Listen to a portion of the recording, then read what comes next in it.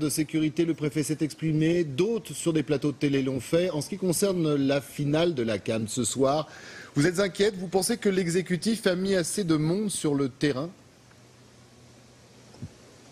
Une fois de plus, et on l'a vu avec les samedis de ces derniers mois, c'est pas tant le nombre de fonctionnaires qu'on met sur le terrain, c'est la stratégie qui est adoptée. Je pense que personne ne se permettra de dire qu'une bataille, parce que malheureusement les violences urbaines ce sont des batailles, peut-être, on va dire, vue en avance en fonction du nombre d'effectifs qu'on va déployer. Quelle est la stratégie de la préfecture de police? Quelle est la réaction du commandement? Est-ce qu'il va y avoir de l'anticipation sur les actions? Est-ce qu'il va y avoir une bonne utilisation des caméras? Est-ce que le mobilier urbain va être retiré? Est-ce qu'il y a un sentiment d'impunité aussi qui est dans chez ces délinquants et qui fait que malheureusement ils reviennent? Et puis, est-ce que jeudi dernier va servir de leçon? Parce que je tiens à rappeler que jeudi dernier, c'était 650 policiers sur Paris, en tout cas pour la zone. Ce soir, ça sera à peu près 4 fois plus. Et la grande question, c'était pourquoi l'absence d'anticipation jeudi dernier, alors que tout le monde savait que ça pouvait dégénérer. On ose espérer que ça servira de leçon et que du coup la préfecture de police saura anticiper. Néanmoins, c'est jamais une question de nombre d'effectifs, c'est toujours une question de stratégie. Alors justement, deux petites questions, réponse rapide s'il vous plaît. La stratégie, les erreurs, le gouvernement, le préfet de police sont pointés du doigt sur des errements, de mauvaises consignes, oui ou non? Oui, bien sûr. Mais de toute manière, au-delà de mauvaises consignes, il n'y en a pas eu. Si vous êtes en train de parler des matchs précédents de l'équipe d'Algérie, dimanche dernier, il y a la convergence avec la fête nationale, donc c'était un petit peu compliqué, quoique ça a été bien contenu malgré tout, parce que jeudi a servi de leçon. Mais si on parle du match précédent, donc les huitièmes de finale, il n'y a pas eu de consigne de toute manière, puisque les collègues ont été laissés sur le terrain avec aucune visibilité en hauteur, et donc il est là le problème.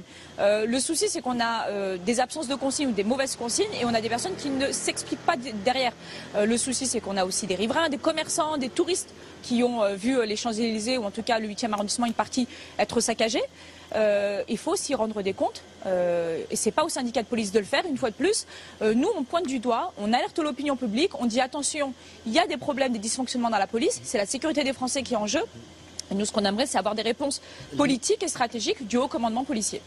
Les médailles de la honte, c'est le titre du papier de Mediapart en ce qui concerne 5 fonctionnaires de police impliqués dans des enquêtes administratives ou pas de l'IGPN, pénales. Regardez ce papier, je ne sais pas si vous le voyez, et décorés d'une médaille en ce qui concerne la sécurité publique. Votre réaction ?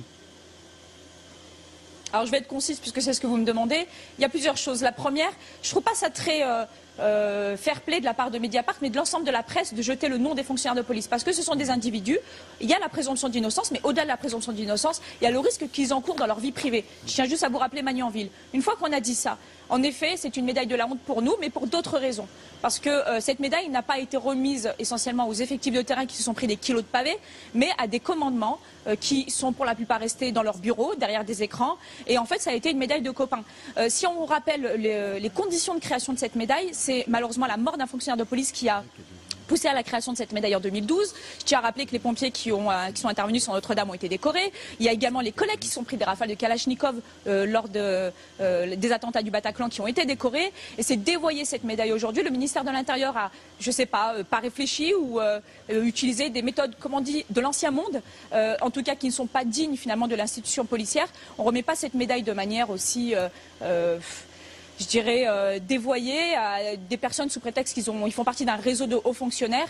Je tiens juste à rappeler que près de 70 à 80% des commissaires de la DCCRS sont décorés contre 7% des effectifs de terrain.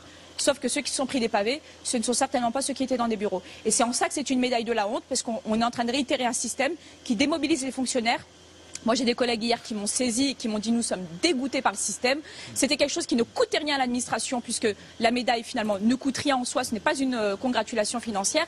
Ils auraient pu sur ce coup montrer que finalement leur soutien aux forces de l'ordre donné dans des discours politiques ces derniers mois était vraiment factuel. On se rend compte que non. Et c'est ça que en ça c'est une honte. D'ailleurs, on a certains de nos adhérents et délégués de notre organisation qui vont refuser cette médaille tant que notre doléance de remise de médaille à l'ensemble de l'institution policière n'est pas actée par le ministère de l'Intérieur, car non, nous n'acceptons pas la liste telle qu'elle. Merci beaucoup Linda Kebab pour ce coup de gueule sur l'antenne d'LCI. En tout cas, voilà qui a le mérite d'être clair. Retrouvez toute notre actualité sur videopolice.com, la chaîne YouTube d'Unité SGP Police.